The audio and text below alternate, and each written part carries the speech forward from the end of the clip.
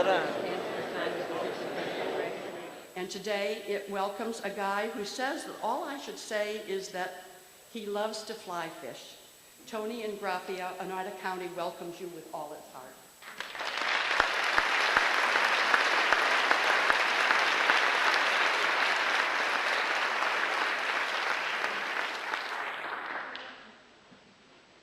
Okay. Good evening. Wow. What an environment and what a crowd. Before we get started, I also want to give my thanks to Hydro Relief and especially to Professor Phelan and Father Kevin for everything they've done to make this evening hopefully a mutually educational and hopefully even enjoyable experience for us. I want to thank Bonnie for her gracious introduction, and yes, I also work at Cornell when I can't fly fish. Couple of ground rules before we get started. The question and answer period, which I'm going to try to make as long as possible, will be conducted in the following manner. There will be 3x5 file cards circulating around beginning very soon. Any questions that you have, please write them down in clear, legible handwriting. They will then be collected towards the end of my formal presentation, and we have 3 volunteers, Tim, Sarah, and Carlton, who will collect them, sort them so that we don't have redundant questions, and then I'll make every attempt I can to answer as many questions as I can given the time that we have available tonight. Other ground rules. When you've been teaching for 34 years, one of the things you learn is that you better know your audience. So you're going to get to ask me questions in about 40 minutes, so now I get to ask you questions. How many of you completed a course in advanced calculus? You've got to be kidding. Come to a college town and see what happens. Okay, all right, well, actually that's not a prerequisite to understanding anything I'm going to do tonight. How many of you can comprehend a number with more than 5 zeros associated with it? Yeah, home mortgage, got it, okay. How many of you have read at least part of the supplemental generic environmental impact statement related to unconventional gas development from shale formations? Wow. I'm impressed. But over the last 3 years of running all of the countryside of New York and Pennsylvania, one thing I've learned is that you, the citizenry, are all above average intelligence. And you have done tremendous amounts of homework. You've read, you've listened, you've studied, and you have bootstrapped yourself up to the point where even Schlumberger would be well to hire you. So I will try not to belittle your education. I'll try not to insult your knowledge. I'll try to keep things at a level where what I'm saying reinforces what you already know, and hopefully extends what you already know. So unless I say something really stupid or really wrong during this presentation, please hold the questions till later. We okay? Sound is all right? Too loud? Okay, good. Okay, so there are many ways that we can start talking about the entire process of unconventional development of gas from shale formations. One would be to start at the beginning and just chronologically go through the whole technology, the whole engineering, all the science, and that would wind up being somewhat boring. So in an attempt to act out of my usual modus operandi of being an engineer, I'm going to try to be artsy-craftsy a little bit tonight and invoke the use of myth. That's usually reserved for liberal arts majors, but I'm going to try.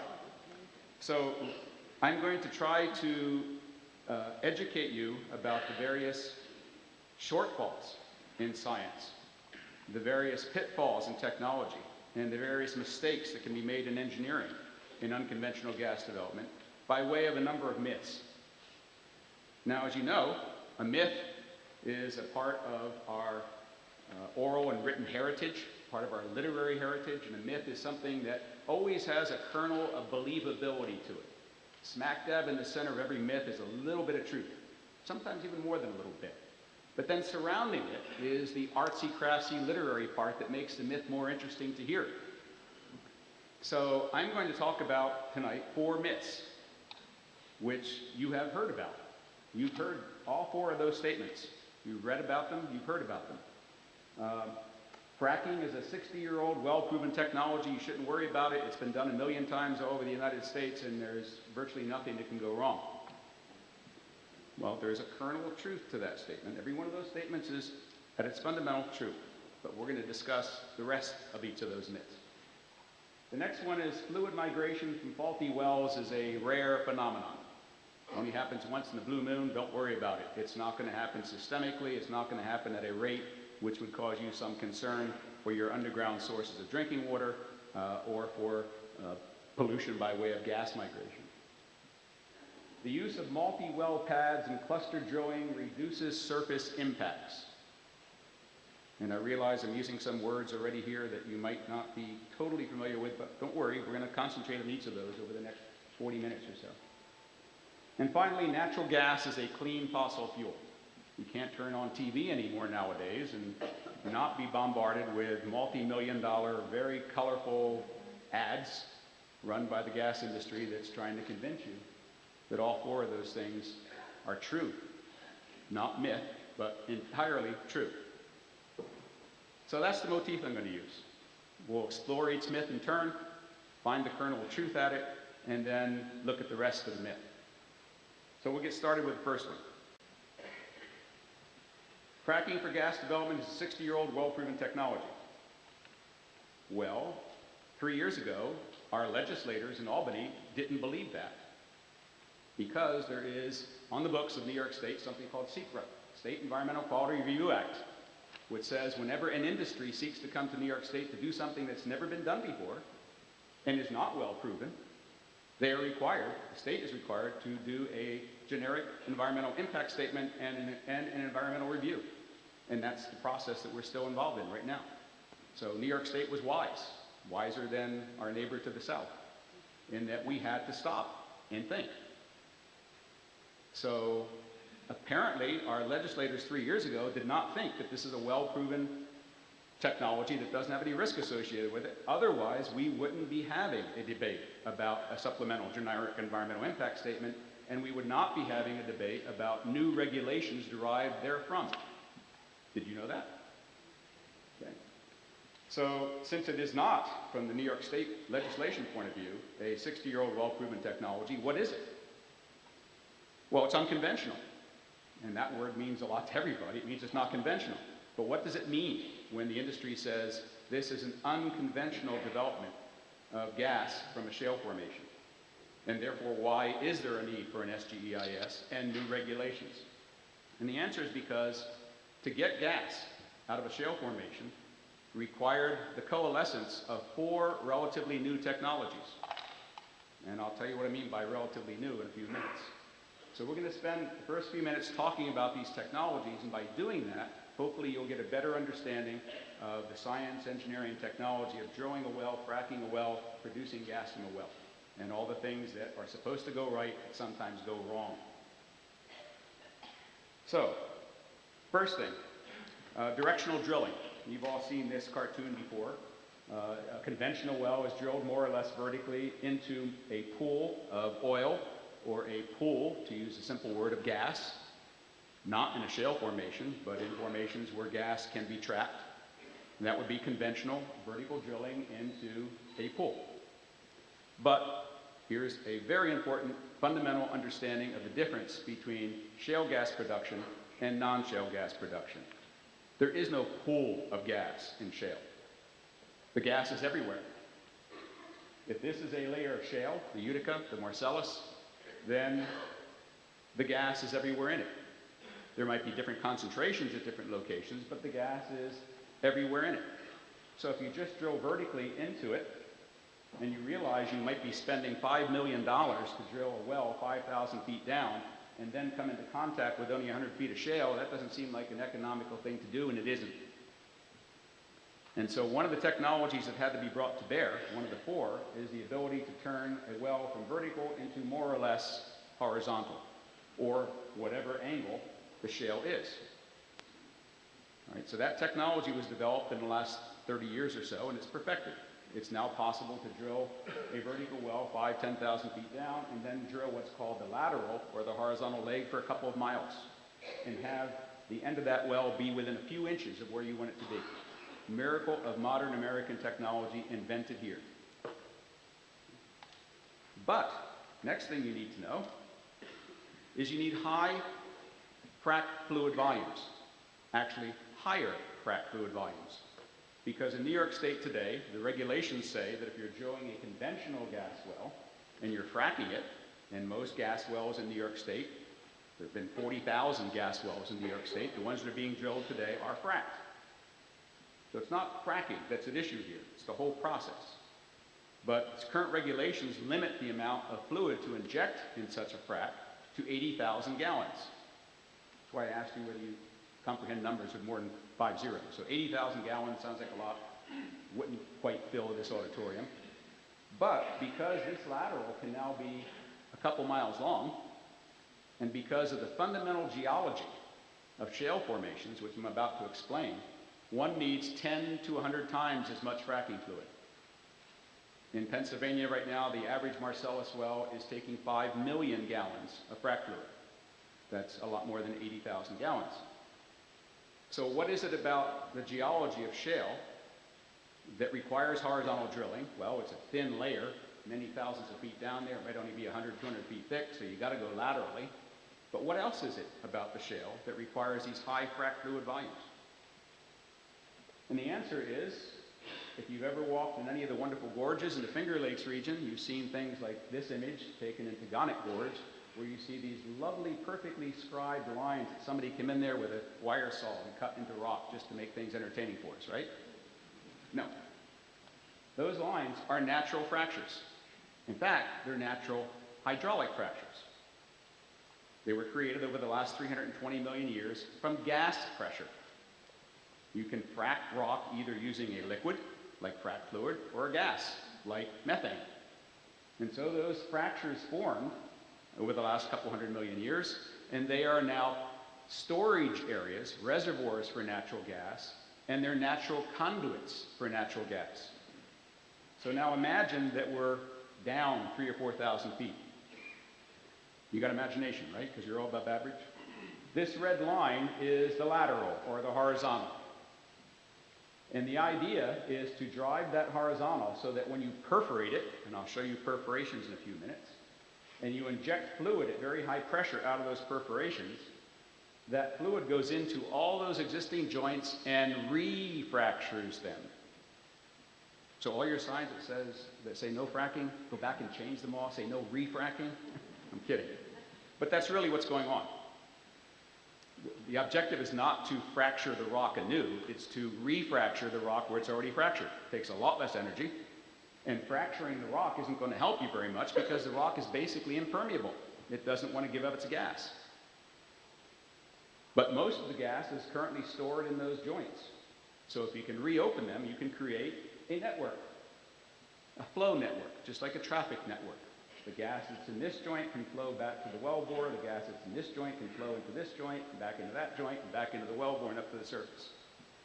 So now you got to imagine if the spacing between these joints is on the order of 2 feet, and you've got a 8,000 foot lateral, you got 4,000 joints you got to reopen on average. That's what takes all the fluid. You want to open up thousands of joints as far as you can. And that means, going back to the second technology, very high frac fluid volumes, which creates the need for another technology. How do you get 5 million gallons of frac fluid down a well 2 or 3 miles long, where the diameter of the casing down there in the shale is only about 4 inches, at 10,000 pounds per square inch? How many volunteer firemen in the room? Okay, what's the pressure in your lines when you're fighting a fire? A couple hundred PSI? Okay. And you know the longer you make the hose, for any given pressure at the pumper end, the longer you make the hose, the less flow and the less pressure you're getting out the other end. Right? So you need lots more power. So you need to be able to get enough power to get all that fluid down in a relatively short period of time, typically about an hour for the frac job, a long distance, narrow diameter pipe, lots of fluid at high pressure. And water doesn't cut it. Water isn't slippery enough. I know that's hard to believe. You think water is slippery, but it's not slippery enough. So you have to invent something from chemistry called slick water. That is, you add a lubricant to the water to make it flow through that casing, that pipe, easier, which requires less power at the surface. So directional drilling, high frac fluid volumes. Because of directional drilling, you need high frac fluid volumes because of all the joints you want to reopen. And because you have high frac fluid volumes, you have to slick in the water. There are other chemicals that we could talk about later that also have to be added, otherwise the process grinds to a halt or the well bore becomes unusable after a short period of time. And finally, the need for multi-well pads and cluster drilling. So what's that mean? All right, so here is a photograph from a virtual reality presentation given by Shell recently. So you imagine you're in a movie theater with the glasses and you're in virtual reality and you're looking in 3D, and here's the surface of the earth. Here is a shale layer, and these vertical lines are the vertical part of the well, and these squiggly lines are the so-called horizontal parts. And you'll notice that at any location, there will be a pad up here. There are multiple wells. Why? Where is the gas in the shale formation? Answer the question. Everywhere. Where do you want to put your wells? Answer the question. Everywhere. So you see the idea here is you have a pad, a pad, a pad, a pad, a pad. That's cluster drilling. And at each pad, you have multiple wells. As many as the economics and the geology declare that are economical for you. So ideally, when this portion of the shale is developed, you would have horizontals spaced roughly 400 or 500 feet apart and moving out something like a mile so that you're tapping into all the gas that you can possibly get into it.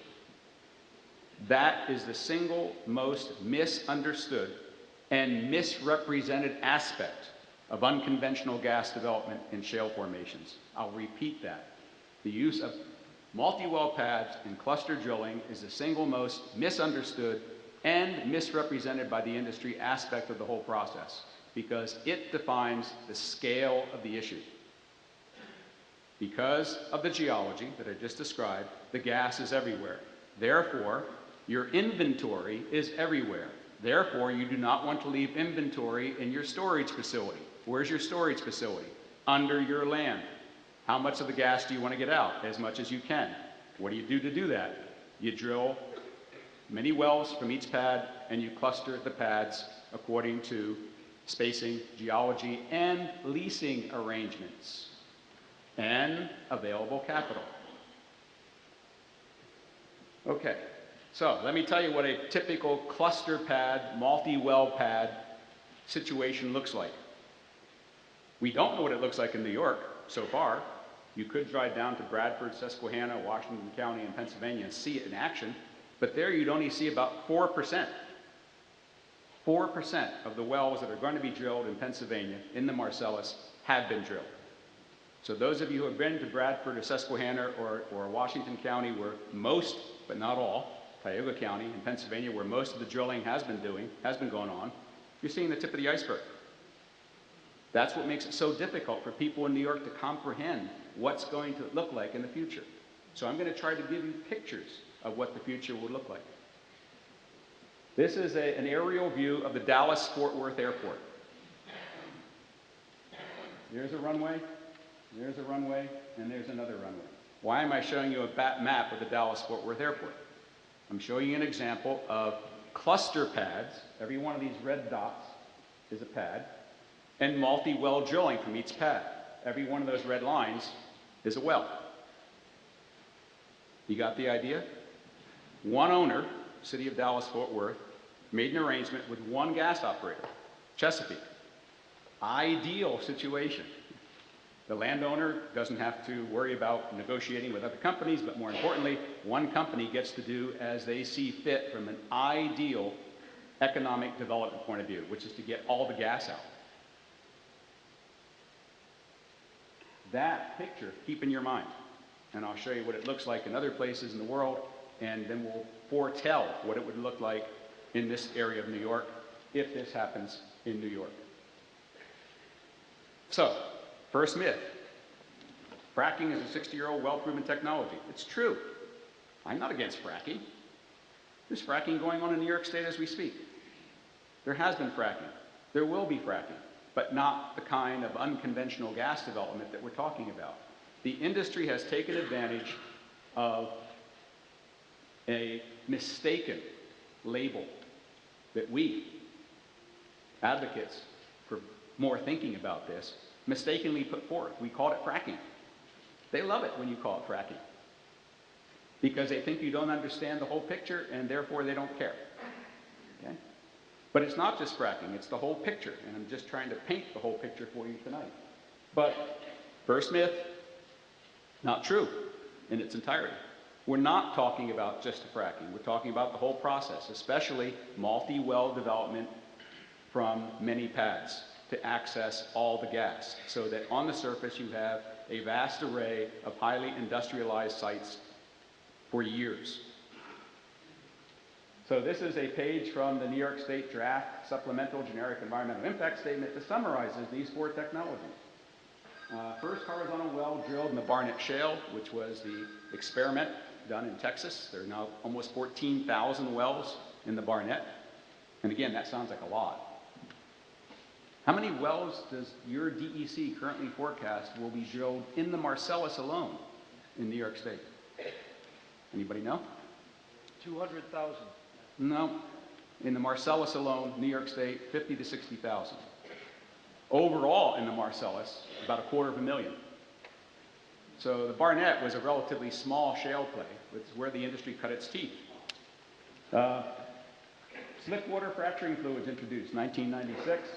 Multi-stage slick water fracturing of horizontal wells, 2002. And the use of multi-well pads and cluster drilling 4 years ago, not 60. Fracking is embedded in here, but it's just part, a relatively small part of the whole process. So, that's the myth. Here's the truth. Unconventional development of gas using high volume slick water fracking from long laterals is not a 60-year-old well-proven technology. It is still being developed. Every new well that's drilled in a shale formation in the world is a new learning experience for the industry because it's only a 4-year-old industry. What's the health impact? If it's a young industry and they're still cutting their teeth on it and experimenting with it, there has been insufficient time to conduct the proper scientific investigations of all the impacts, only some of which we'll talk tonight, due to the process itself and the inevitable accidents associated with it. And by impacts, I'm talking about human health impacts, environmental impacts, and global climate change impacts. Those studies are just now getting underway. They require a tremendous amount of data to be produced. Most of that data is held secret by the industry, which means the experiments and the data taking has to be redone outside the industry. And most of these studies require cumulative time to pass. You have to be studying environmental impact over a significant period of time. Human health changes over a significant period of time. Enough time has not elapsed. Second myth. Fluid migration from faulty wells is a rare phenomenon. This one's a popular one right now. The full-page ads in the newspapers and the beautiful, slick commercials on TV show we now have 4 layers of steel casing and 4 layers of cement to protect your groundwater, as if that's new. The industry acts as if they're giving you something new, and they're not.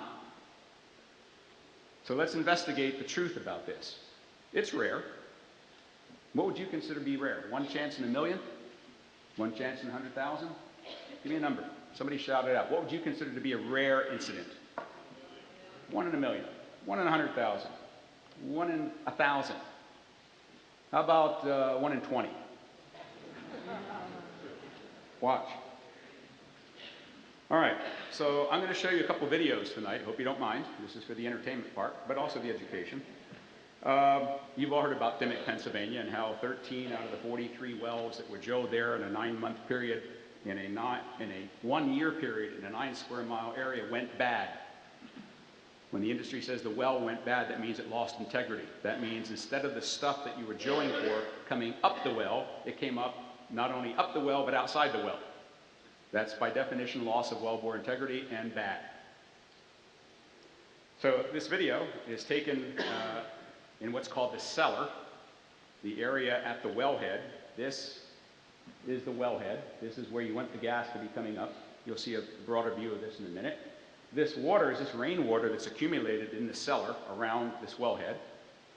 And let's see what happens here if I push this. So that's not your hot tub. That's methane and other hydrocarbons bubbling through the water.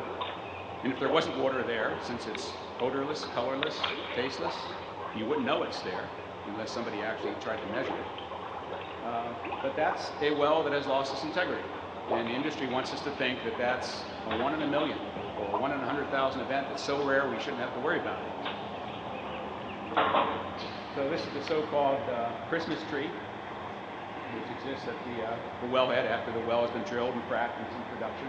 Here's your production line. Show you another video.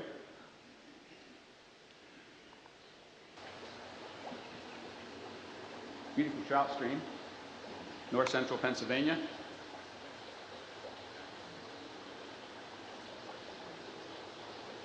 That's gas bubbling. The nearest gas well was 2 miles away.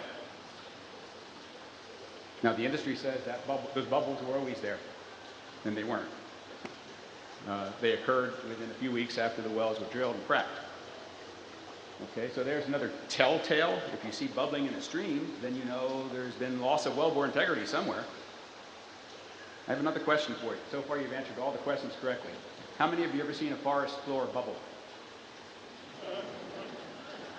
Do you think the gas is so smart that it's only going to bubble in a stream? The 2 miles between that stream and the well that's causing that, there's also methane migration through the forest floor, or through farmers' fields, or through somebody's backyard. I'll show you some other videos later. But let's concentrate on the technology and engineering of a well to see what things go wrong that would cause those sort of incidents to occur. And then we'll look at some data, industry data. I don't invent data. I grab it from the industry and say, see, you did this. You can't argue with your own data, I hope. And I'll show you data about what I think is not a rare incident. So I was lucky enough for many years to be working with a company called Schlumberger, which you've heard of. They're a chief competitor to Halliburton. And we did some experiments in the laboratory. And I'm going to show you the experiment, and by doing so, you're going to learn what it actually looks like down there. That's one of the problems with this whole process. You can't see what's going on. And it's very difficult to measure what actually happened. It's very expensive to measure where you can what happened. So I'm going to show you an experiment. Here's a block of real rock. It's not shale, it's a tight sandstone. It's about 6 feet on the side. We drilled it right down the middle of it. We cased the drill hole. We cemented the annulus between the casing and the rock. We perforated the casing, and then we injected it with frac fluid, in which there was a red dye. When the experiment was over, we broke open the rock to see what things look like. Now, when I told my mother I was getting a PhD in rock fracture mechanics, her first reaction was, what? You're going to work in the graveyard? Tombstones, they have to be rock fractured. Where else do you fracture rock? I said, Mom, you know, energy resource. And yeah, it is fun to break things in general, but it's a lot of fun to break things using high technology. So you excuse me if I act nerdish at this point. All right, so we've done the experiment. Let me explain what you're looking at here. The silver pipe is casing. In this case, we only had 6 feet to drill through. There was only one diameter of casing. In a real well, there would be multiple diameters of casing, as we'll see in a minute. The gray is the cement. Part of it's been removed here, as you can see, but this gray area is cement. Why is there cement? What's the science that's behind the need for cement? Well, there's technology. The hole that you drill better be larger in diameter than the casing. Otherwise, you can't shove the casing down the hole, right? Well, the hole is typically about 2 inches in diameter larger than the casing, which now means you have space between the steel casing and the rock, which is open. And the science says anything that's in the rock at that point, like gas or liquids, can get into that space and go all the way up to the surface and cause the problems I just showed you in the video. So you fill that space, called an annulus, with cement.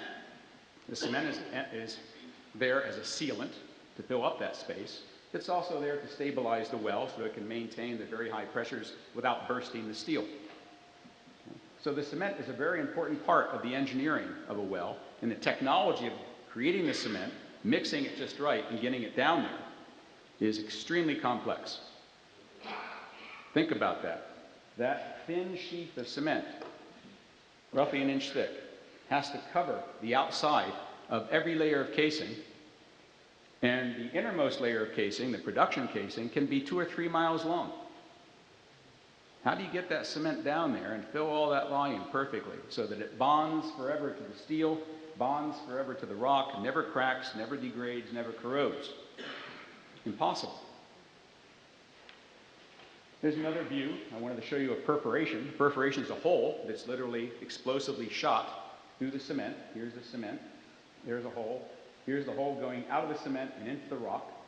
The frac fluid comes out of the perforation, goes into the rock, pressurizes that, and causes a hydraulic fracture. You're now looking at one. Dyed red. Now, this rock didn't have any natural fractures in it. It's a sandstone, a tight sandstone. So what you'd have to imagine, if this is shale, this area right here would be a natural fracture, and what we would have done is reopened it. Okay, got the picture?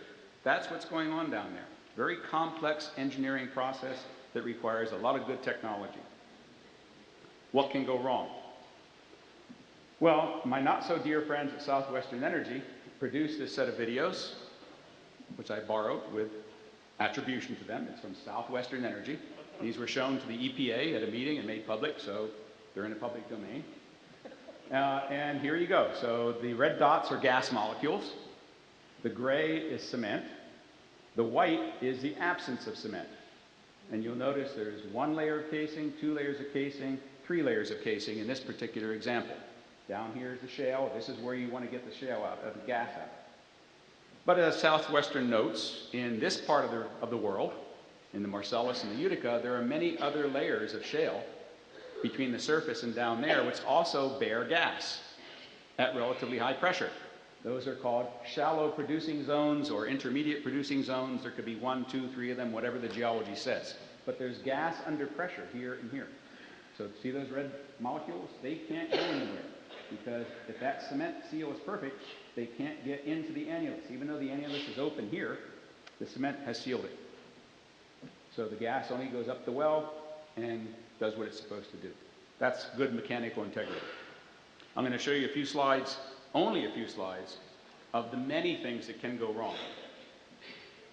First, the cement is pumped down the inside of the well, all the way up to the end, and returns.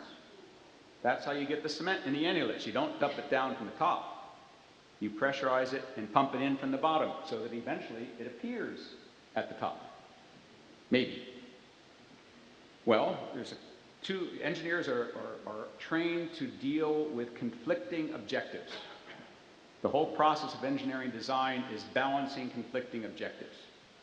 We're trained to figure out. So one objective is that you got to get the cement to go all the way down that trip and come back up to the level you want it to without hardening.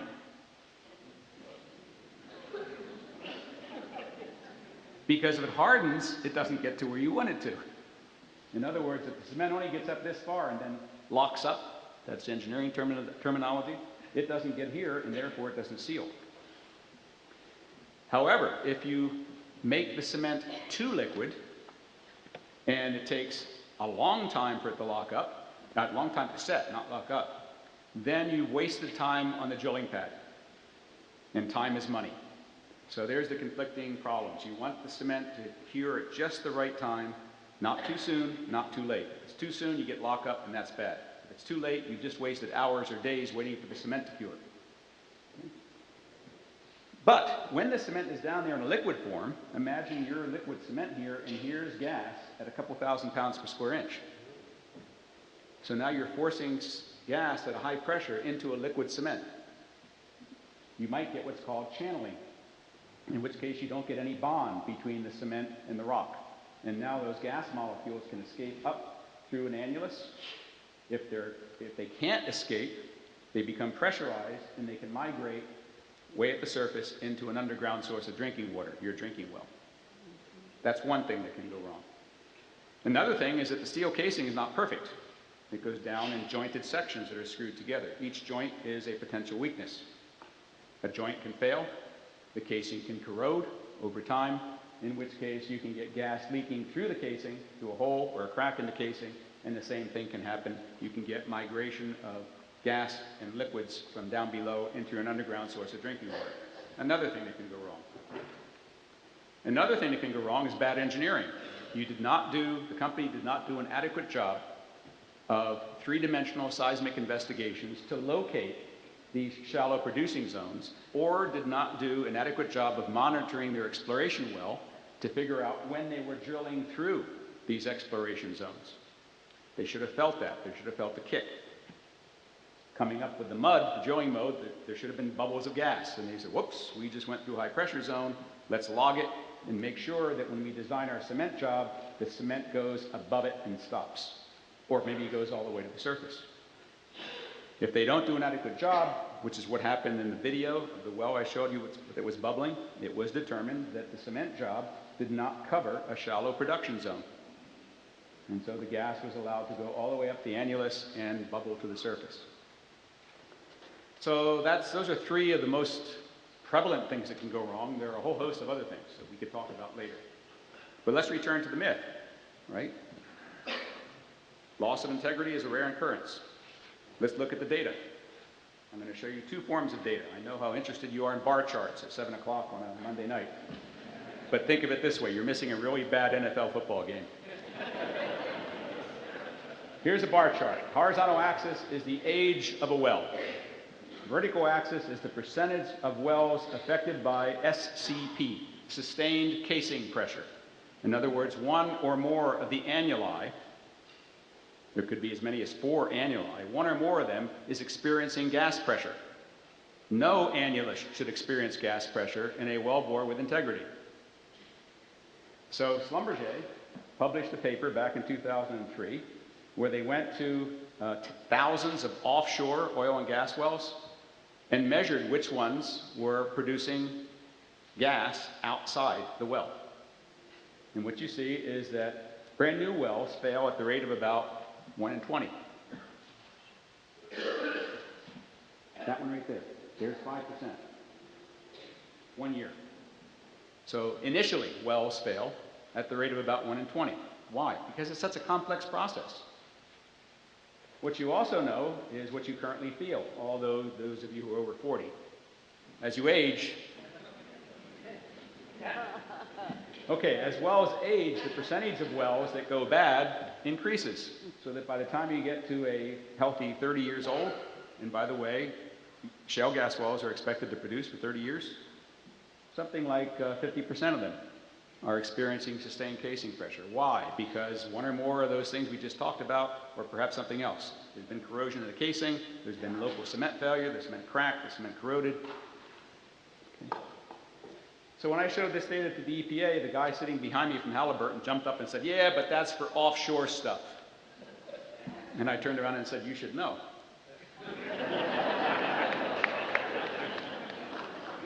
For those of you who don't know about that joke, it's not really a joke, it's pretty sick. It's the Macondo well, Deepwater Horizon, Gulf of Mexico last summer, a Halliburton cement job. All right, so then I got this data. I'll explain it. This is data taken from 352,000 oil and gas wells throughout Canada. These are two industry people publishing in the Society of Petroleum Engineering 2 years ago.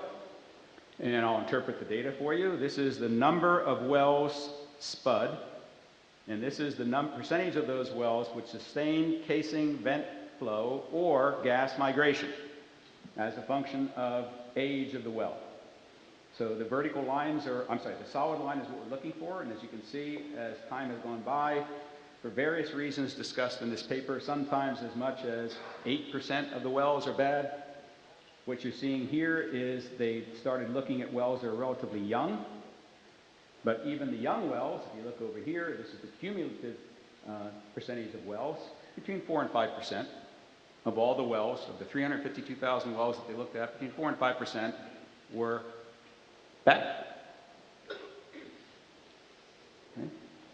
More recently, a few months ago, colleagues of ours at Duke University published a paper in which they investigated the following scientific hypothesis.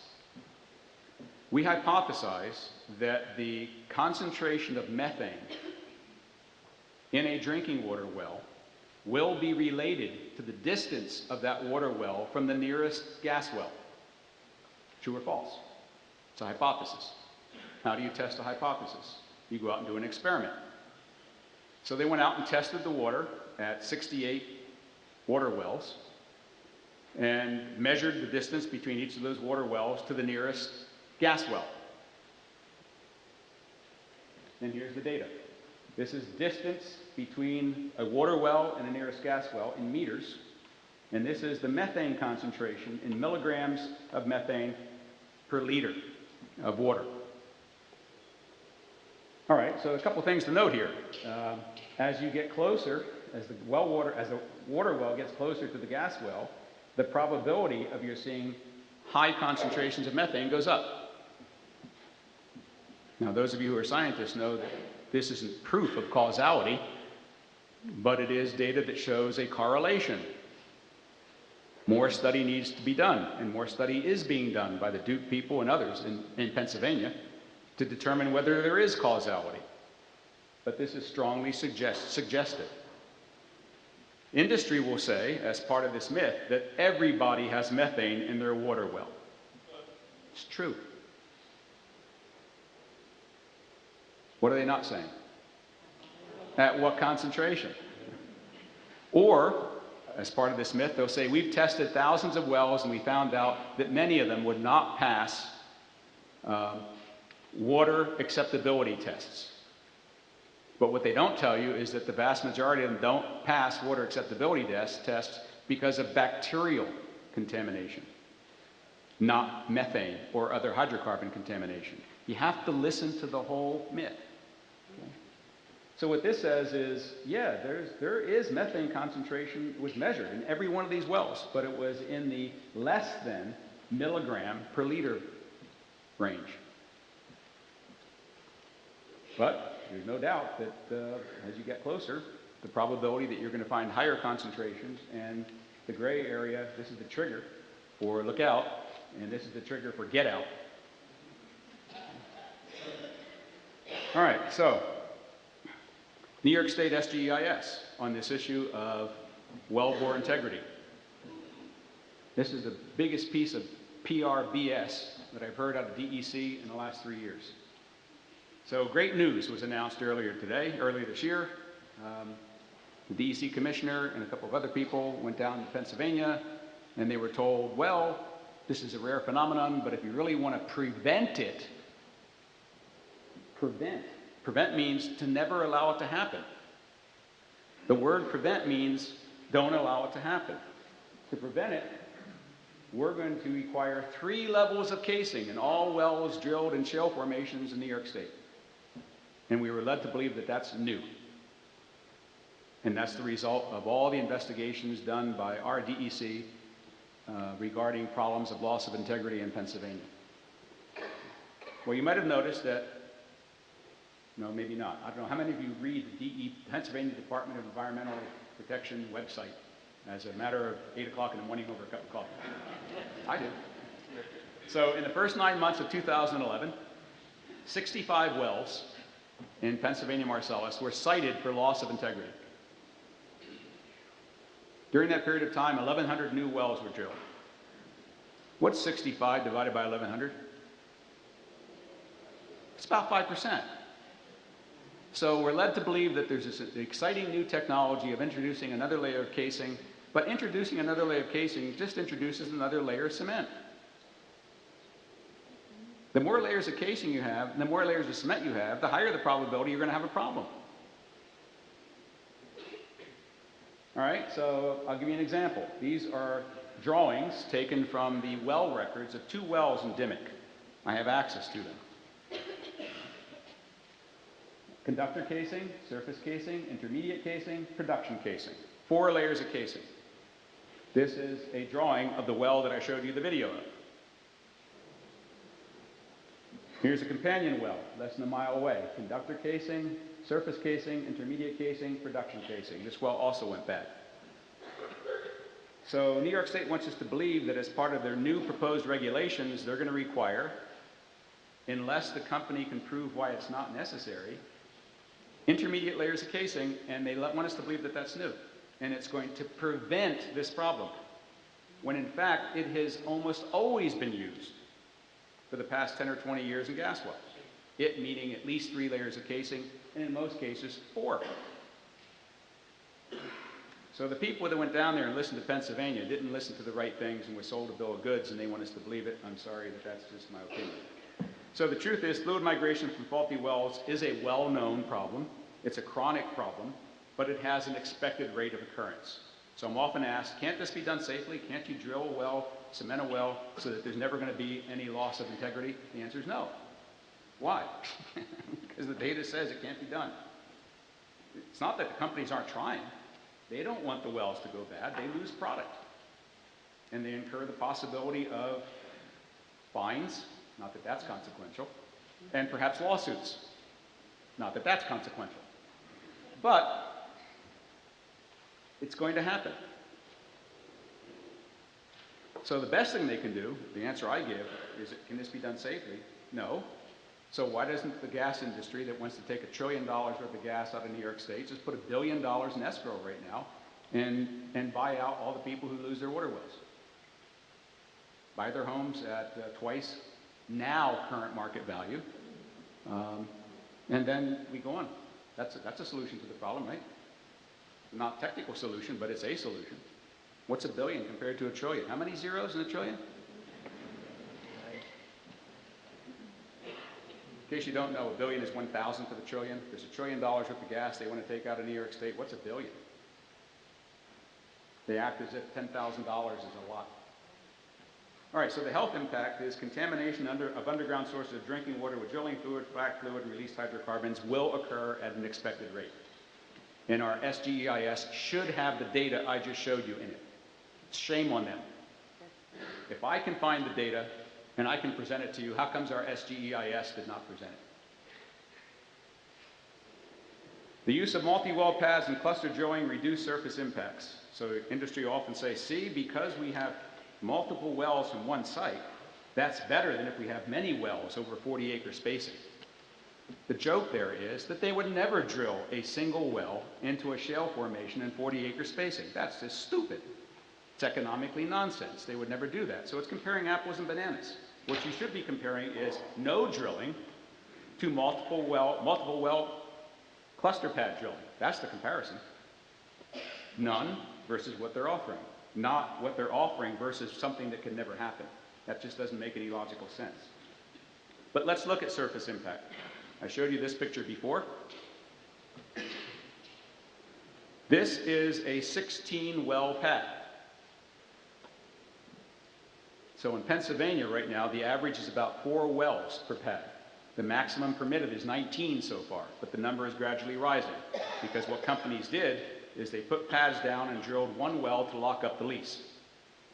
Then they went to another pad, drilled a well, locked up that lease, which is not a good thing to do from an economic point of view.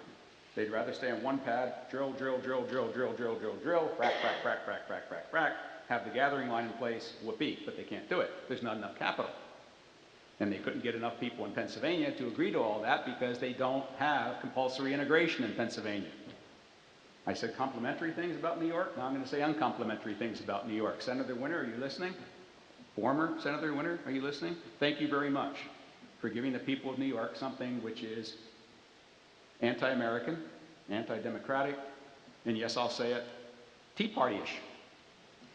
Anti-Tea Party-ish, excuse me. Compulsory integration.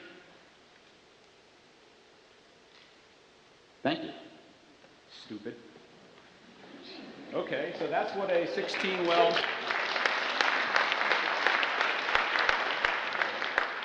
That's not 3 acres with a Christmas tree in the middle of it. That's a lot of heavy industrial activity. So let me quantify it. But before I do that, let me show you that this picture I showed you of the Dallas-Fort Worth Airport is not singular. This is northeastern British Columbia, where there's tremendous activity going on in shale gas production. Pad, pad, pad, pad, pad, pad, pad, pad. 16 wells from each of those pads. Again, the idea is don't leave any of the product in inventory. Get it all out. This is the current largest pad that I know of in shale gas production. It's again a 16 well pad in British Columbia. This is not 3 acres. This is the freshwater lake necessary to drain 417 million gallons of water. This is the lake that's used to contain the fluid flowback. 78,000 tons of sand, 8 million gallons of fracking chemicals, 500 frac intervals in those 16 wells, 10,000 foot laterals, 2 miles long, 40,000 horsepower pumps. If you got that operating in your backyard, it's not here today, gone tomorrow, and it's not low impact. This is heavy industrial activity. And remember, the picture I'm showing you is that here's a pad, there would be a pad, there would be a pad, there would be a pad, here would be a pad. Kind of hard to visualize, so I'll keep trying to get you to visualize it. New York State rules. Again, relatively recent because of compulsory integration. These are maps from permits, permit applications, in this case from Chesapeake. These are applications to our DEC back in 2008, before the de facto moratorium started. And at that point, New York State was almost ready to allow unconventional development from shale. So companies went ahead and submitted permit applications, and these maps are part of the requirements then. And you'll notice that each map has a rectangular area in it, and that's called a spacing unit. Spacing unit is an area agreed to by 3 parties. The DEC, the operator who wants to develop the gas from within that spacing unit, and the landowners. Voluntary or not, the landowners within that spacing unit. So as long as the company, the operator, can get 60% of that land, the people controlling 60% of that land to agree, then everybody else is compulsorily integrated. But the point here is that this is roughly 2 miles long by roughly a quarter mile wide. And notice that it's oriented, in both cases, north, northwest, south, southeast. And by now, you should know the answer to the question, why are they oriented that way? To have the wells, the lateral wells, intercept as many of those natural fractures as possible. Right? So geology controls the orientation. All right? Geology and leasing control how many wells and how spacing, the lateral spacing and the vertical spacing, in this case, of each of these spacing units. So this application was for 10 wells to be developed inside that spacing unit. And now we try to do the crystal ball gazing. What might things look like, given what I just told you about the geology, the technology, the spacing units, compulsory integration, and the proof that in British Columbia, in Texas, the whole idea is to have a well everywhere. What might it look like around here? This is Clinton. I guess we're somewhere right in here. All right, so here you go. Those are 2 mile by half-mile spacing units, yellow rectangles, oriented north, northwest, south, southeast. Each red dot would be the location of a drilling pad. That would be an industrially ideal pad and well build-out for this area. Can this happen? Well, if all the people in this area decided to get together and pull all their land and make a deal with one company, what would that one company do? That's it. So when I say geology and leasing arrangements control the ultimate development, that's what I mean. Geology says that you want to orient your spacing units and size your spacing units to roughly 640 acres, a square mile, roughly 2 miles by half a mile, so you can get 8, 10, 12 wells in each one. But you, the landowners, get to say yes or no, because you have to deal with not one operator, not just Chesapeake. There's 74 operators in Pennsylvania you could deal with right now. I don't know how many of them are going to be coming to New York, but that would be ideal from an industry perspective. And you can allow it or prevent it. All right, another proof that this is happening, even in a state where there is not compulsory integration, or what they call it in Pennsylvania, although it doesn't exist yet, forced pooling. This is a map of Tioga County, Pennsylvania. Here's New York up here, Tioga County. And each one of these areas that look like rectangles, more or less, Shell went into Tioga County and leased most of it, one company. So these are Shell's holdings, and this is their layout for their spacing units and their well pads. This is what's planned. So if you doubt that this could happen here, why? It's happening there. 100 miles away from us. All right, so the myth. The truth is the use of multi-well pads and cluster drilling facilitates the extraction of as much gas as possible from a shale formation where there's gas everywhere. Therefore, it prolongs the dense industrialization and leaves a larger, longer-term footprint. Health impact: long-term noise, dust, and light pollution, nitrogen oxide emissions, higher spill probabilities of frac fluid, venting and accidental emissions of produced gases for as long as those wells are in operation. This is heavy industrial activity not occurring, as every other industrial activity in New York State must occur, in an industrial zone, or at least in an industrial setting, according to a comprehensive plan. The industry would have us believe that New York State law is such that they trump everything. They can drill, they can put their pads anywhere they want, except here. But there's nothing stopping them from putting a pad right next door. Doesn't matter whether it's residential, commercial, zoning doesn't count. That's what they have us believe. And that's what they would like, because that allows them access to the entire inventory. Finally, last myth: natural gas is a clean fossil fuel. It's true. You take energy equivalent amounts of the three major fossil fuels: coal, oil, and natural gas, energy equivalent amounts, and burn them. The amount of carbon dioxide produced from burning natural gas is much less than the amount of carbon dioxide produced from burning oil or coal. That's the truth behind that myth. Let's investigate the rest of the story. So colleagues of mine at Cornell, Bob Howarth and Renee Santoro, formed a hypothesis about a year ago, a year and a half ago now, and we hypothesized that natural gas, when viewed in its entire life cycle, is no cleaner than coal or oil. That was our hypothesis. And so we began a scientific investigation on that hypothesis, which I'm going to get to in a few minutes. But first, some background on what we mean by clean. Remember, it says clean fossil fuel. And there is a kernel of truth here. Carbon dioxide emissions, energy equivalent, coal, oil, gas wins. So we should be concerned about carbon dioxide emissions when we burn fossil fuels. We should be concerned because the concentration of carbon dioxide in the Earth's atmosphere continues to rise. Year, parts per million of carbon dioxide in the Earth's atmosphere. A year ago, it was roughly 390 parts per million, much higher than it's been for thousands of years, and continues to climb at roughly 2 parts per million per year. Those of you who have been following the discussion, hopefully the scientific discussion, not the blog discussion, about climate change, are probably aware that most scientists who are engaged deeply in the climate change issue say that if we ever get to 450 parts per million, that's a tipping point.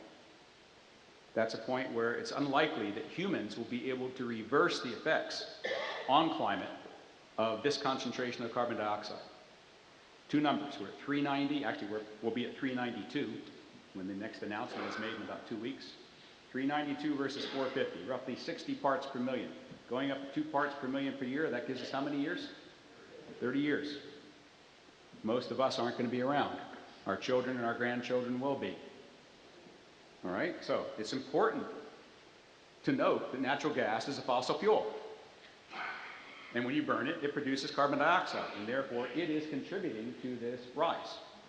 So that in itself should tell you we better not burn as much natural gas as we intend to right now. We better find some sort of substitute. But that's not the whole story. Another graph. Anybody tired of graphs yet tonight? No. That's why they call me Ingraffea?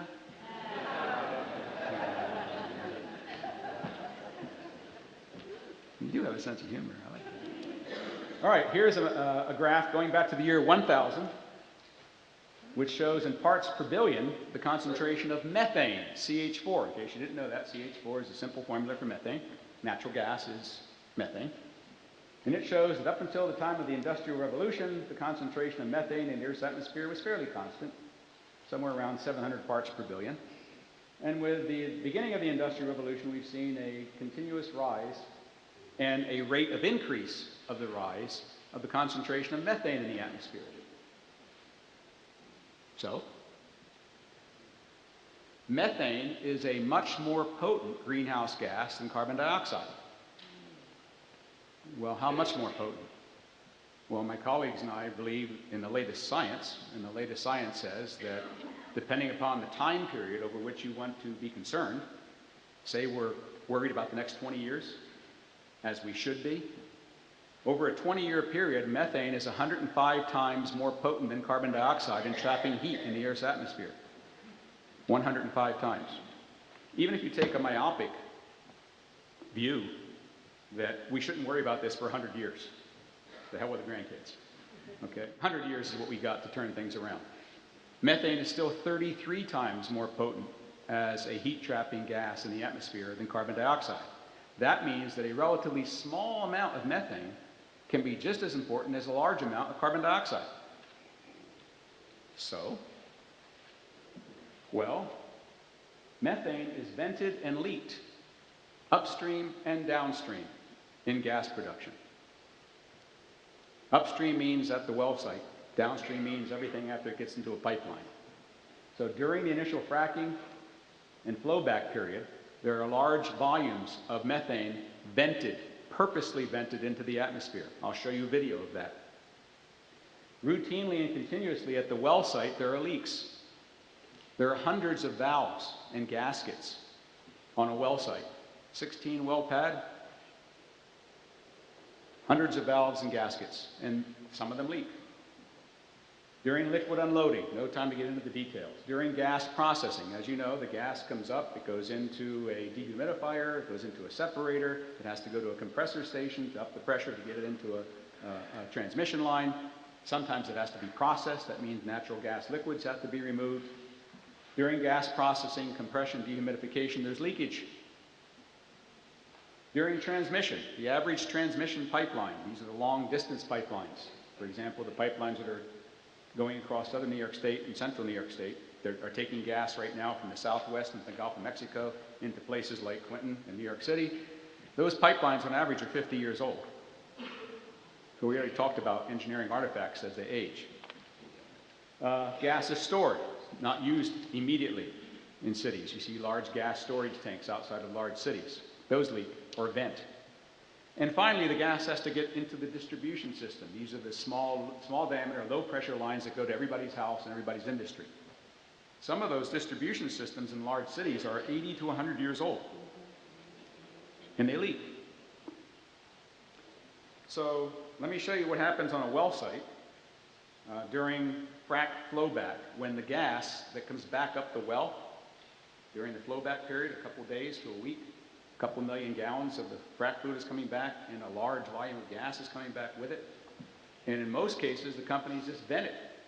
Off it goes into the atmosphere. Now, most companies would say, that's crazy, Ingraffea, we don't do that. We capture it. It goes directly into a pipeline. No. If there was a pipeline available for every well on every pad, there wouldn't be enough capital in America to make that happen. So they typically drill a well and they don't frack it right away. They might drill 6 or 7 wells in a pad before they drill 6 or 7 wells in a pad, frack some of them before they have the capital to bring the gathering line in. In some cases, you have frack wells with no gathering lines yet. They're just shut in for the future. Or they'll say, well, we're not capturing it, we're flaring it. In other words, you just burn it off. Well, that's better than venting it, because when you burn it off, you just get carbon dioxide and a little bit of methane. But in some states, flaring is prohibited. And some companies will not flare. Shell will not flare, ever. So where's the gas go? So I'm going to show you a video now that is done not with the naked eye. This is a photograph of a site. You see water vapor here that's coming out of the frac fluid return. For scale, I've shown this piece of heavy equipment. This is in Dimmock, Pennsylvania, last June.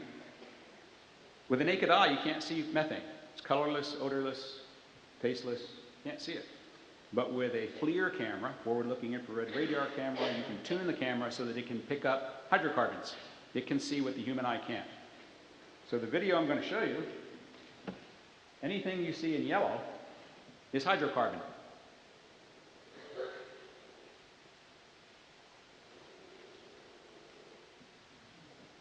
You'll see the scale of this in a minute. These are treetops.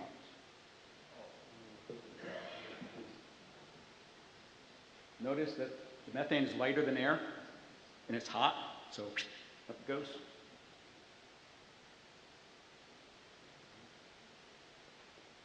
That was a bird that just flew by. And I'll run this just for a few more seconds so you get the scale back. I'll show you that piece of heavy equipment again. And there it is.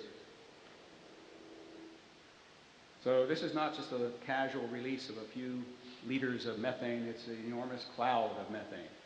Thousands, perhaps millions of cubic feet per minute up into the atmosphere. Okay, processing stations, compressor stations. This is a photograph that was taken from a distance of what appears to be something on fire.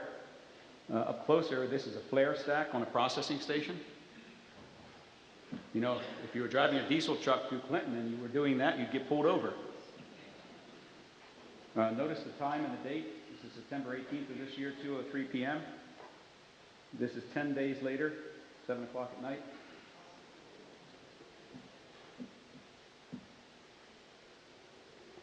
All right, so I told you about the hypothesis that we formed. We hypothesized that we could show scientifically, by looking at data and modeling the phenomena, that the production, the life cycle, drilling, fracking, production, storage, processing, compression, transmission, storage, distribution of natural gas emits so much methane, either purposely through venting or through fugitive emissions, through accidental releases, that it turns out that natural gas is not cleaner than coal or oil. When taken over the life cycle, considering both carbon dioxide and methane, what we found is the following. Our high estimate, and scientists never just say, here's the answer, they give you a probability distribution.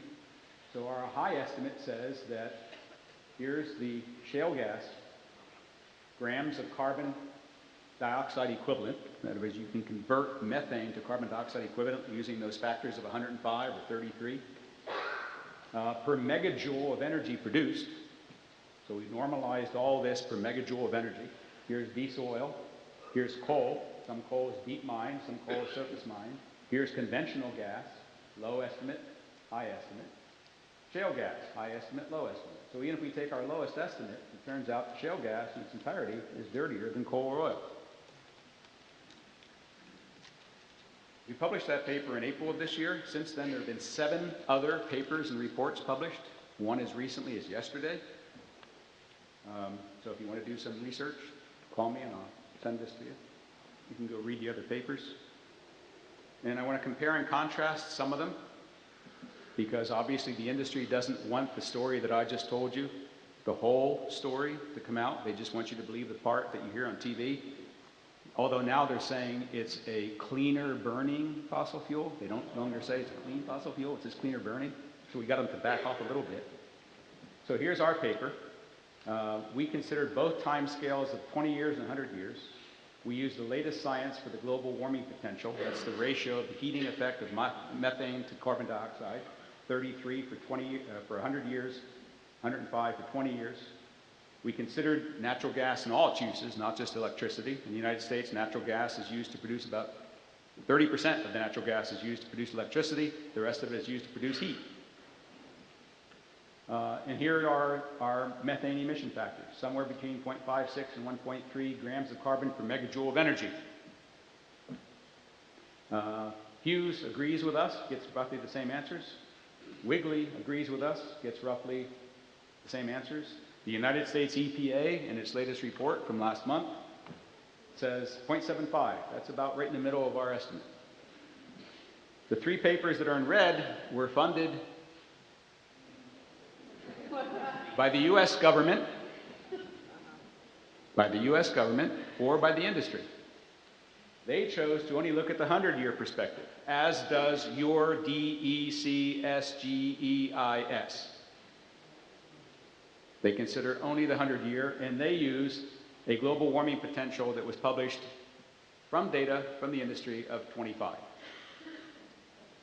The latest science is 33 over 100 years. They consider only electricity because obviously natural gas will have an advantage over burning coal for electricity.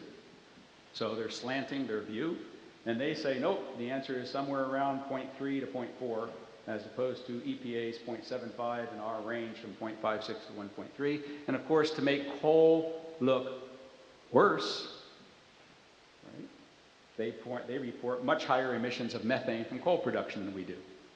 So they're trying to make us look bad by slanting their numbers. I don't think that's scientific. And it doesn't conform to our ideas of trying to prevent even more climate change. All right, so that's the myth. The truth is, over its life cycle, unconventional natural gas is likely no cleaner than coal or petroleum, and conventional gas itself is comparable when taken over its life cycle to coal or petroleum. So what's the health impact? At the largest scale, I'm sorry, we like to say that everybody lives downstream, but a more true statement is everybody lives in the same atmosphere. So we're exacerbating global climate change by producing more natural gas. So, in summary, why do I think slick water, high volume fracking from long laterals is a higher risk to public health? I won't bother reading all of these things. I've alluded to or touched on every one of them in my talk. But obviously the scale of the operation is absolutely important. And the scale derives directly from the geology. The fact that the gas is everywhere and the shale is already fractured requires for economic development the companies to try to drill everywhere they can and put wells everywhere they can, and from that scale effect, all the other higher risks derive. Another way of saying the same thing is the number of wells and the volumes of waste increase, the probability of bad things happening goes up. This is not, as many people say, your grandfather or grandmother's gas well out in the middle of a cornfield in central New York. This is an entirely different breed of cat. So accidental releases of hazardous materials into the air and the groundwater increase, cumulative effects on air and water and health from these and from purposeful emissions, dumping waste fluid through a publicly owned treatment work, your sewage treatment plant, is a purposeful emission. And it will be allowed according to our SGEIS, with certain criteria being met. Pennsylvania has already backed off from that, and New York State is saying, well, maybe it's okay here. I don't understand that. What did we learn from Pennsylvania? We learned about contributions from lobbyists from Pennsylvania. Increased production, processing, storage, transportation, and burning of natural gas and its liquid companions increases emission of global greenhouse gases, and that's the biggest health problem of all because it affects everybody on the planet. What we do in New York State will be felt in New York City. What we do in New York State will be felt around the world. If we burn all the natural gas there is in the Utica and the Marcellus in New York State, we set back the United States' goal of reducing carbon dioxide emissions by decades. You won't hear the gas industry tell you that. So where can you find more reliable information? I'm going to conclude by asking you to get more information. As Bonnie said at the introduction, the whole purpose tonight was education. I'm going to be educated by your questions when we're done here in a minute. Hopefully I've helped you learn more about this whole process. If you want more information from vetted sources, peer-reviewed journal articles, government publications, publications put out by reputable organizations, not blog sites, you can go to either of these sites, www.pschealthyenergy.org. It's an organization I helped found a year ago. You will not find junk. You will not find anonymous blog junk on this website. only the highest quality information. Or you can go to Earthworks Oil and Gas Accountability Project, www.earthworksaction.org, and they've been at this far longer than we have in New York State. And both of these sites are very deep and full of very high quality information. So if you want more, that's where you should go. Other than that, thank you very much for attending tonight, and I'm looking forward to your participation.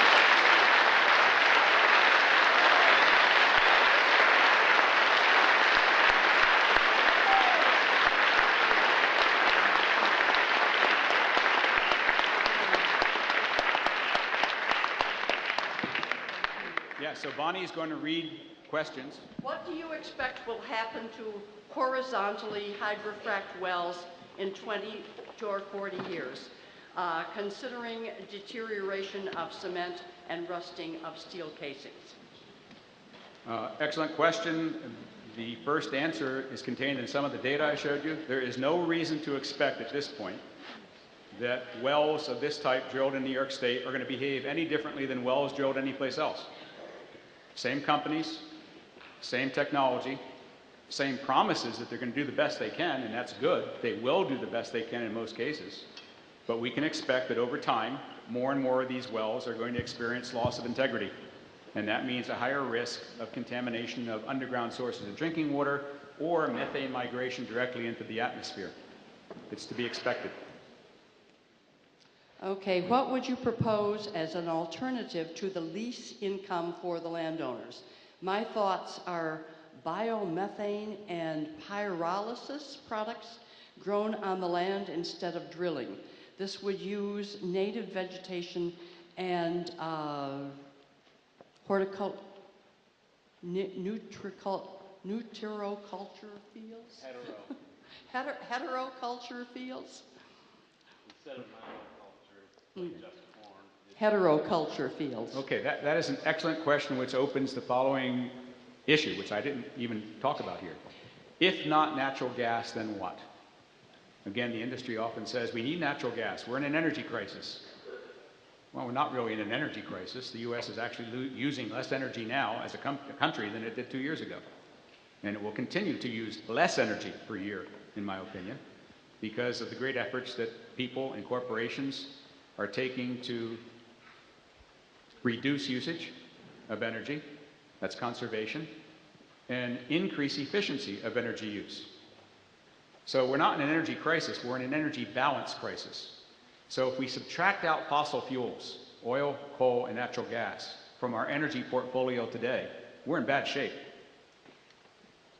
They comprise over 80% of the energy used in the US today. So we can't overnight substitute something like bio, or wind, or solar. But it should be patently obvious to everybody by now, we should have started doing that decades ago. We should have started doing that during the first energy crisis in the 70s. So we can't afford to make that same mistake again. Rather than putting all our capital and risking our environment on another fossil fuel that is going to run out, natural gas is not renewable, at least not for another 300 million years. It's going to run out along with the oil. The coal won't run out in our grandchildren's lifetime, but as you noticed, burning coal is death. Kills 50,000 people a year in the United States alone. And it's going to cause irreversible harm to global climate. So we have to find alternatives, but they have to come not as a single silver bullet. It can't just be bio, it can't just be solar, it can't just be wind. I'm saying things you already heard. We have to have an intelligent energy policy, an intelligent energy strategy. Not only in Washington, but also in Albany. And I hope Governor Cuomo is listening. He's painted himself into a corner. He's our environmentalist governor, but he's also our Joe Baby Joe governor. And I think, personally speaking, he would like out of that corner. And we can't just say no. We got to tell the governor, and we have to say it in words that he understands politically, and these words have to be said by people he'll listen to. He won't listen to me, he won't listen to you. But he will listen to people who are in power. And if they tell him there is another way to get jobs, there is another way for an industrial future for New York that is sustainable and healthy, he'll listen if he sees it as a way out of the corner he's painted themselves. And that's a long answer to a question that you raised, but it's a very important issue. Other forms of energy have to come online as soon as possible. For a gas company, what would be the smallest parcel of land that makes economic sense to develop to extract natural gas? Excellent question. Rule of thumb right now in the Marcellus. I can't give you a rule of thumb for Utica, New York, because there hasn't been any development in New York or Pennsylvania of Utica. In Marcellus, the rule of thumb is it takes about 80 acres to develop an economic well, which is why on a 640-acre spacing unit, like the ones you saw Shell have in Tioga, or the ones I predicted would happen around here, you have about 8 wells. You can technologically nowadays, with about a mile lateral, drain 80 acres of all of its gas. So a company isn't going to want to just lease an 80-acre piece, because that means they only get 1 well. They're going to want to have at least 640 acres. And I would predict that sometime in the near future, companies will be petitioning our legislators and our DEC to increase the allowable spacing unit size. Okay, Bruce Selleck of Colgate University said at a recent presentation at Utica College that Utica Shale north of Route 20 was not commercially viable for gas extraction. If not viable, why are gas companies soliciting leases in that area? I don't know the scientific basis for that statement. There have not been a sufficient number of exploration wells drilled in the Utica in New York State to define where or where not there will be productive production. I should point out that there has been productive production from the Utica in Quebec, which is north of us, last time I looked. So I think it's way too early to make a forecast like that. More wells, exploration wells that have to be drilled, and companies are investing to do that. The Utica is being heavily targeted in Ohio by some of the same operators that were putting most of their money into the Marcellus in Pennsylvania, because it turns out the Utica also has some oil in it in Ohio, and natural gas liquids, which can also be very productive and lucrative. So we don't know very much about what the Utica is doing up in this region. It is deep enough to conform to current DEC regulations for production. Who gets new jobs when fracking comes to town, locals or out-of-town people? Okay, so I promised I would say I don't know when I don't know. I'm not an economic geologist, a geographer, I'm sorry. So I would refer you to the ongoing studies being done at my place, Cornell University, by Professor Susan Christofferson. You can go to Google Susan Christofferson and you will see an increasing number of economic impact studies being produced by her research group at Cornell. I would warn you that there have been a number of economic impact studies done out of Penn State and by our DEC as part of their SGEIS. And I am told by Professor Christofferson that those are questionable. That is, that they did what you and I would never do at the end of the month, which is attempt to balance our checkbook by only looking at the income side. You get the point? So one has to adequately assess not only potential income to landowners and to the state, but also has to assess all the costs. And that's harder to do. And so I refer you to Professor Christofferson for that answer. How do those who are monitoring an active pressurized well know if the fluid has leaked into an aquifer? If pressure changes at the wellhead, isn't that the normal result of high pressure hydrofracking? How do we know fluid migration is happening in time? Boy, that's an excellent question, and it would take far more time than I have for just that question right now. The best thing to do, and you've heard this before, I'm not giving you new news here, is to have baseline studies done of all the water wells in a region that's going to be developed. That forms a basis, a database.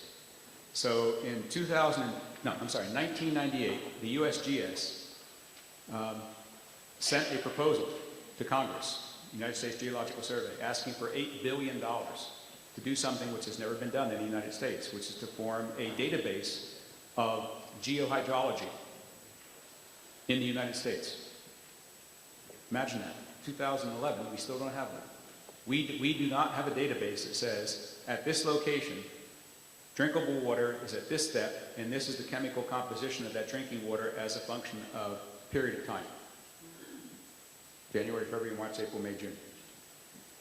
If we had that database, we would have baseline for everybody's water well in the United States. We wouldn't be reliant on some professors from Duke on a $20,000 budget to go out and test 68 water wells and then be accused by the industry of not being statistically significant. When the industry itself has tens of thousands of water well tests, which they will not release to our colleagues at Duke. So the best thing to do is to have baseline testing so you know what's in the water before they come to town. And then you have that testing periodically done while the drilling is going on, while the fracking is going on, 1 month later, 6 months later, 1 year later, 5 years later, 10 years later.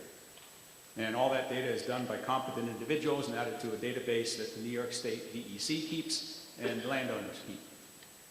People talk about putting tracer materials into the frac fluid, can be done. There is tremendous science that can be done, isotopic analysis, chemical analysis to determine which rock formation is actually producing hydrocarbons from down below. So it is possible to fingerprint from which rock formation the stuff is coming, but that's very expensive testing. Is it possible to get a copy of your PowerPoint presentation? Yes. I've always made all the presentations I've done publicly available, but I do not use my Cornell webpage for that because I want to separate out my Cornell research activities from this. But if you send me an email, ari1@cornell.edu, ari1, I will send you a copy of this presentation. I noticed that somebody was videotaping tonight. Is that going to be made? Yeah. And if somebody wants to, I can leave the presentation with somebody from Hydro Relief if they'd like it for distribution. Sure. Just let me know. ARI1, the number 1, ARI1 @cornell.edu. Radioactivity was not covered. Radium-226 radionuclides going contained in methane? I'm not quite sure about that. So the question is an issue that I cover again because I'm not expert in the area of radioactive contaminants in the Marcellus. I did mention NORM, naturally occurring radioactive materials, are in all shale formations to various degrees. Therefore, the shale that is excavated when the well is being drilled will contain naturally occurring radioactive materials at various concentrations. There is some coverage of that in the current SGEIS. I am told by people in the know in this area that coverage is insufficient. There is an issue of not only the drill cuttings, potentially having unacceptable amounts of radioactivity in them. The fluid that comes back up, the return frac fluid, will have dissolved radionuclides in it. That also has to be assessed. In Pennsylvania, they do a better job right now of detecting radioactivity in materials that are brought to their waste dumps. That's why some of the material is trucked into New York State. Another issue with radioactivity is radon. Those of us who live in New York State know that radon is always a threat. There is radon in natural gas always, to some degree. Again, you have to assess it to determine whether it's at harmful levels. But the radon will travel with the natural gas.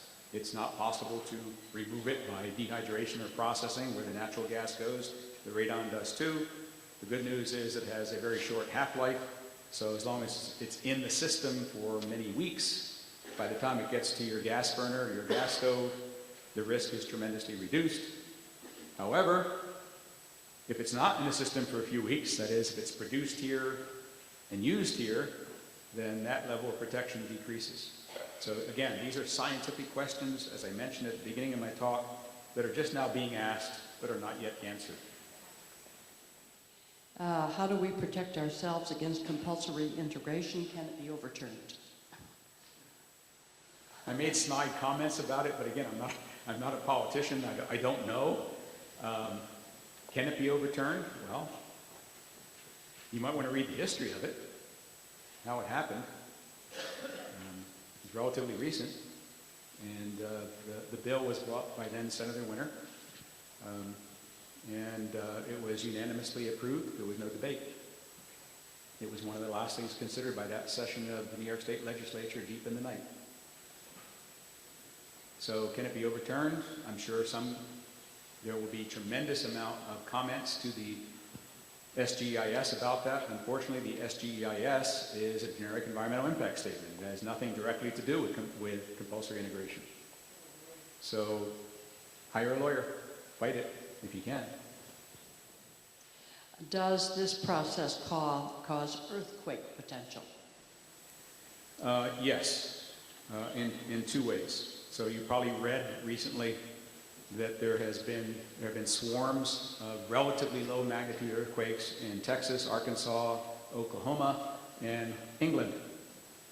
By low magnitude, I mean in the 2s and 3s. There have been spikes of 5.6 in Oklahoma, 4.3 in Arkansas, 3s in Texas. There is, in my opinion, not much debate left on the science of whether the use of underground injection wells for disposal of frac waste are culpable in causing these swarms.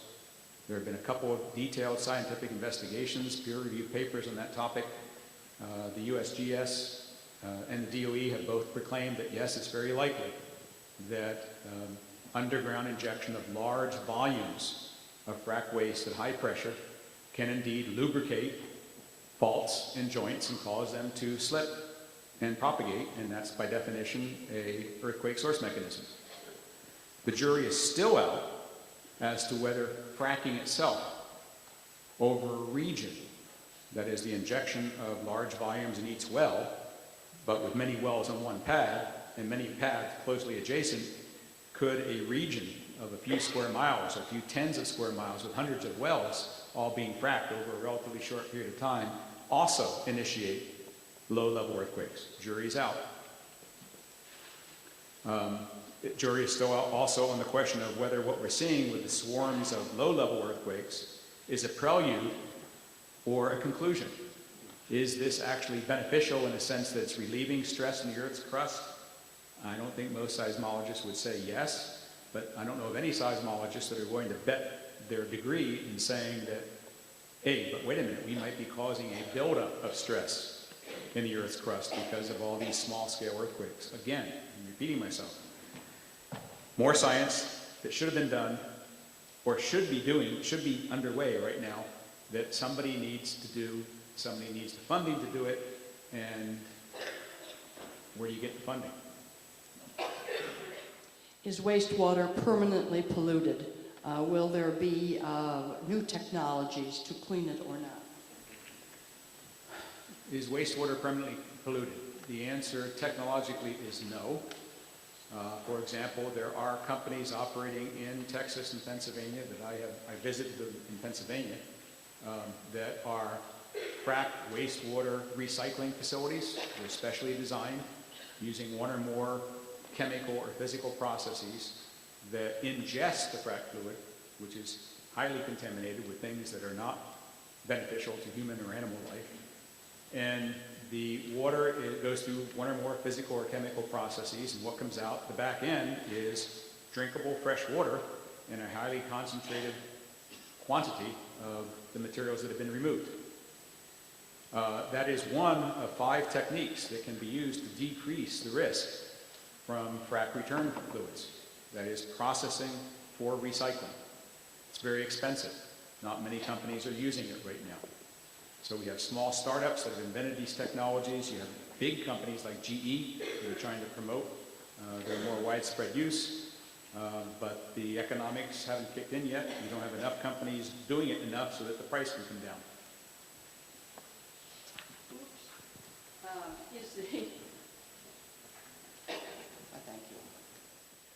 Is the injection of fracking fluid a one-time event for each well? Okay, good question. I should have done a better job of explaining how a well is fracked. So I mentioned that there are various stages of the fracking. One well is not fracked in its entirety at one time. Remember, the lateral can be a mile or two long. Typically, a frack job on a well is done in about 500-foot stages. They start at the end of the well, they frack 500 feet of it, they block off that section, move back, frack the next 500 feet, block that section, move back another 500 feet, et cetera, et cetera. Again, complex technology, everything has to work or they screw up the well.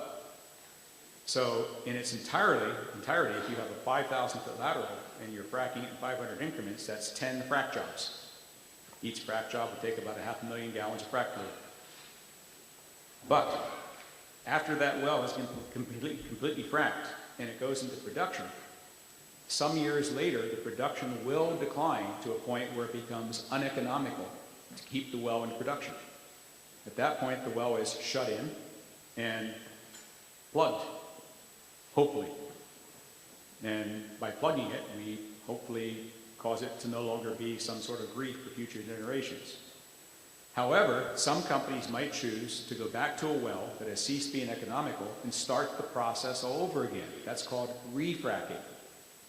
That is going on in some wells, for example, in the Barnett, which are now more than 10 years old. They were fracked in short laterals, using not the best chemicals, using not the best fracturing pressures, and so they're going back and extending the laterals or refracking the laterals that are there to try to get them to come back into production. Sometimes the production is enhanced, sometimes it isn't.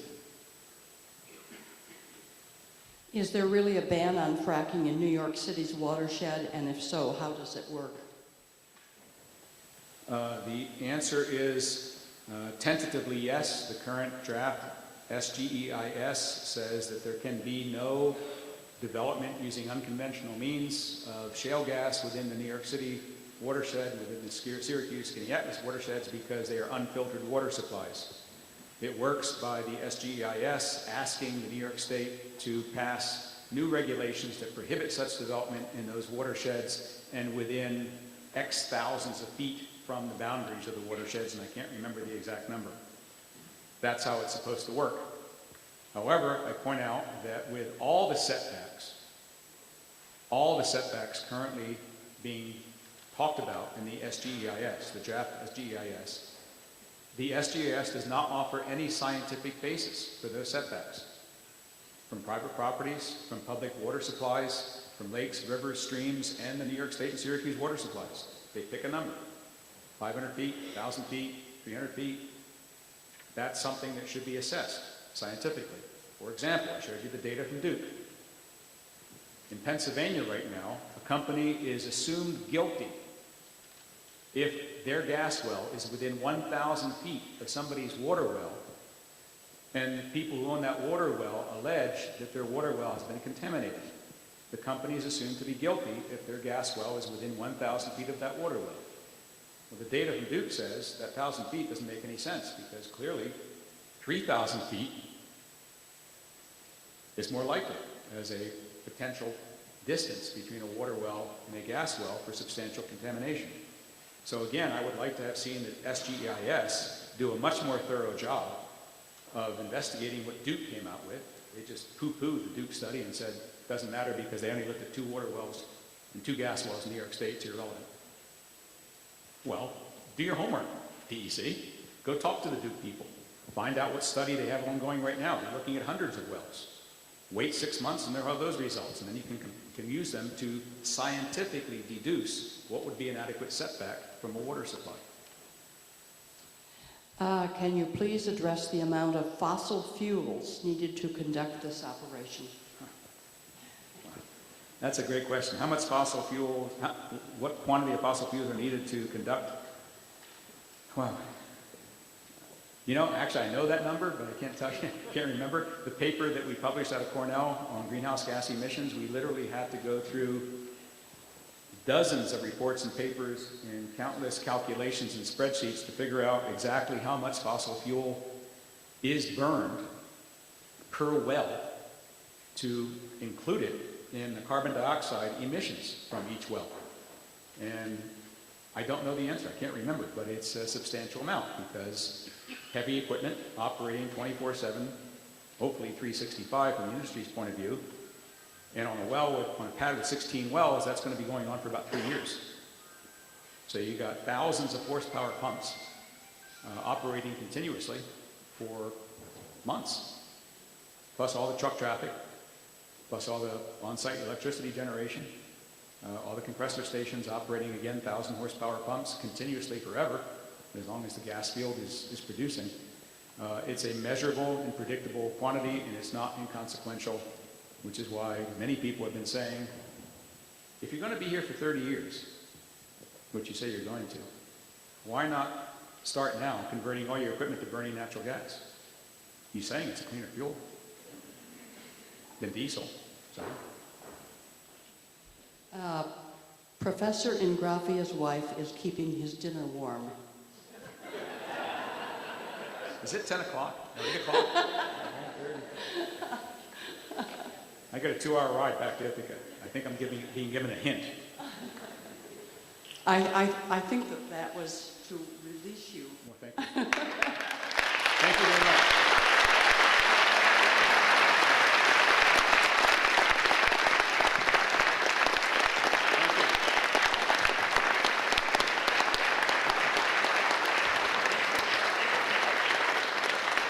Go forth and continue your education. Everyone help yourself to the information out there.